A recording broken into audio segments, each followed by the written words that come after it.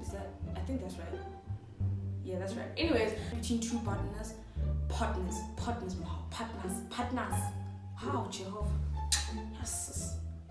And clarity. Yeah. Yes.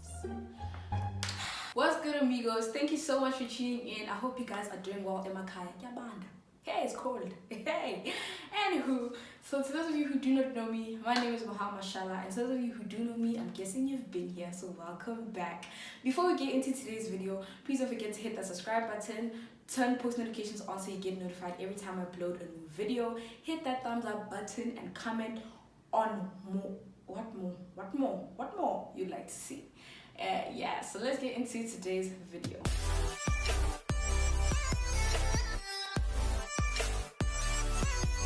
So as you can see by today's title, today we'll be talking about rape and consent. I think mostly consent. You know, we're going to be getting into the details of what consent really is. I think we know, but sometimes you'll be acting like you don't. So, you know, it's a much needed conversation. So yeah, first things first, what is consent? Consent for me, I think, is an agreement between two people, like an obvious agreement between two people. It is also when you're like comfortable or okay with an activity that took place or something that happened before, during, and after.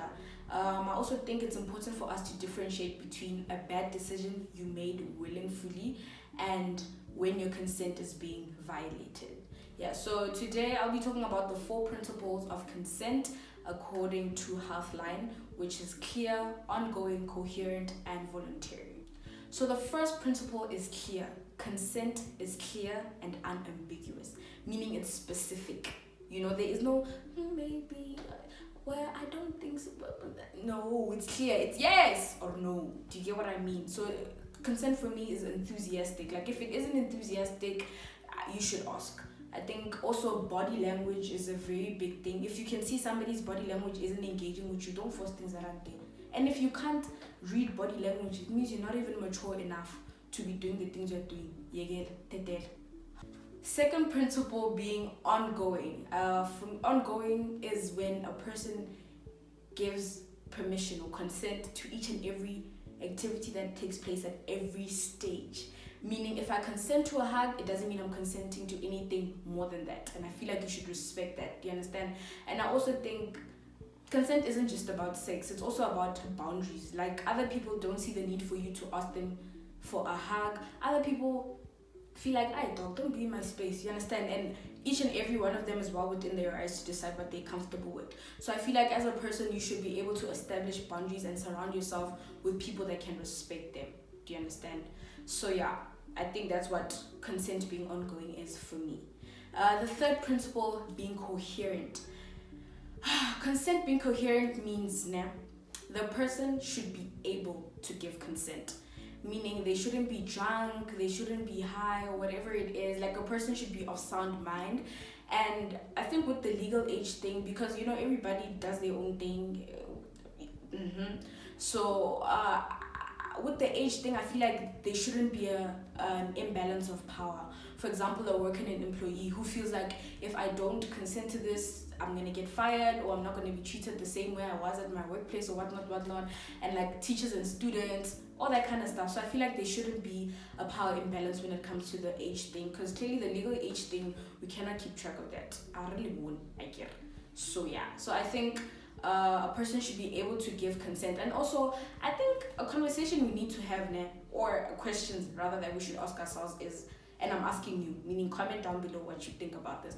So if I am drunk, for example, right? I'm drunk and I agree to do something in that moment. And the following day I'm sober-minded and I'm like, actually, I didn't want to do that. Can I cry rape? Question, I'm asking you, 2 marks. Anyways, so yeah, I feel like the person giving consent under coherent should fully understand what they're consenting to. So meaning, if I consent to one thing, don't make me consent. Don't assume I'm consenting to other things. So don't make me sign up for things I didn't sign up for. You understand? The fourth principle is voluntary. So it should be voluntary. Like it should be freely given. There shouldn't be any coercion that takes place. And coercion being if I say no and you persuade me to say yes. you're being coercive.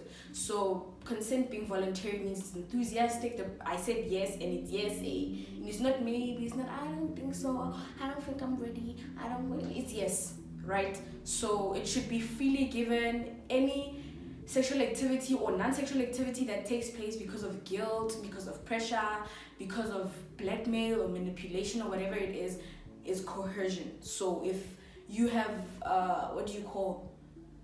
ended up doing something because you felt like it was the only way to get out of the situation, maybe if I say yes, you leave me, your consent was violated. So I feel like also with men, I think a lot of times we talk a lot about female consent and we don't discuss men consent. They also have consent. I mean, men are also uncomfortable with unwarranted touching and all that kind of stuff. So females, watch yourselves. You know what I mean? Watch yourselves. Asking ruins the moment. Please grow up. King, it's like yeah, man, yeah, yeah. So this one, I don't even think I'm old enough to like attest to this or anything. So, but like in my opinion, in my 17-year-old opinion, spousal consent, I think, so like, is it possible for a wife to be like, nah, you raped me, my husband raped me, like, can I go to the police station and be like, my husband raped me? Is it possible? Another question, 2 marks also. Hopefully I pass. Anyway, so I also think spousal consent for me, like I said, in my 17-year-old opinion, I know I'm not old enough for this, but like, I'm not. Spousal consent, I feel like just because I'm married to you, you're not entitled to anything. That makes sense. It does. It makes so much sense. I feel like you're not entitled to anything just because we're married. If I said no, respect that though. Just because we're married. The hell? Come on. And also, a gray area is the dress how you want to be addressed. Now listen to me very clearly. I hope let's not misunderstand each other with what I'm saying.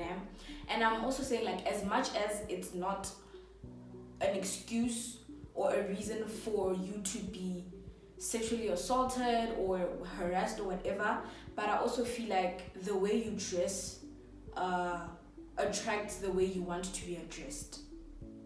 Right? You're hearing me? Like, come with me. Don't slow down just because you mustn't fight here.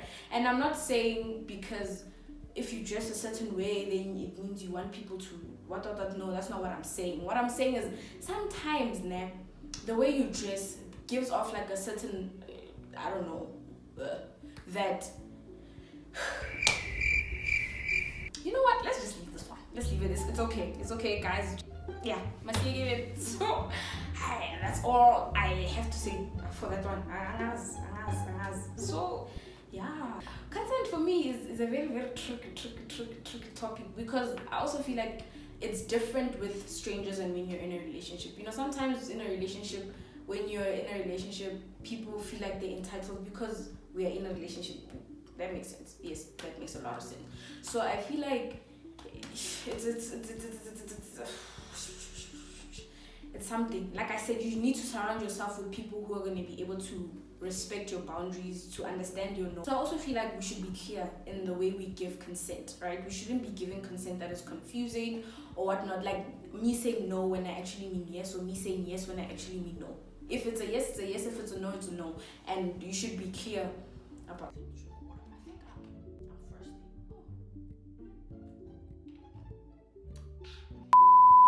I also feel like a lot of people now try to block out the fact that their consent was violated because they're thinking, I put myself in that situation, I shouldn't have allowed him to It's not your fault, babe. It's not your fault that when you're surrounded by people that don't respect you. It's your fault. No. Men did nothing. But also, yeah, I think it's a very tricky situation. It's frustrating. I think most of the time is because sometimes we end up agreeing to certain things because I feel like if I say yes to this, or whatever the case is, and that's not rech, man. That is not rech. And you as a person who also manipulates people into agreeing to things that they didn't want to agree to in the beginning, you're wrong. Go to jail. Thanks. And yeah, please note, you have every right, sweetie, to go and report your consent being violated. I feel like you shouldn't even feel bad. You know what I mean? I feel like it shouldn't even be making you feel some type of way about yourself. It's not your fault, sweetie. It really isn't. And I think also we should also set up environments where people can talk about certain things. Like I should be creating an environment where people around me can come up to me and be like, Mahal, this is what happened, this is what I agreed to, this is what happened, this is how I think my consent was violated, what do you think? And we take it from there. I also feel like we shouldn't be able to judge we different. So for example, for me I'm Christian. Like, strongly believe in sex before marriage is a sin. Hence my experiences will not be the same as the next person who doesn't believe in that, and that's okay. I feel like we are different, and who am I to judge? You know what I mean? So I also feel like even though I am not experiencing what you're experiencing, I should also be able to create an environment whereby somebody else can come to me and tell me about, this is what happened, I did not agree to this, I feel like this, like this, like this. And also it's sad how really some of us have made decisions that have cost people their lives in a way that I start feeling some type of way about myself, because I'm like, oh my god, I allowed to this, it makes me easy, or whatever the case is. So I feel like, yeah, let's work on ourselves, guys. Please just work on ourselves. Yeah, so basically that's all I have for you today. Don't forget to like, don't forget to comment, don't forget to subscribe, don't forget to share with your brothers, your cousins, your uncles, your sisters, your boyfriends, your girlfriends, the whole family must be subscribed. You know what I'm saying? Yeah, and yeah, I guess I'll see you next time. Bye. I promised you guys a video of me singing my favorite gospel song, and this is for subscribers only, so make sure you subscribe before you listen to this. There's nothing hectic though, like, I'm just saying. Jesu ungumhlobo emphefumlo ndiza akuwe uncede ngenhliziyo ndiza kuwe uncede ngenhliziyo.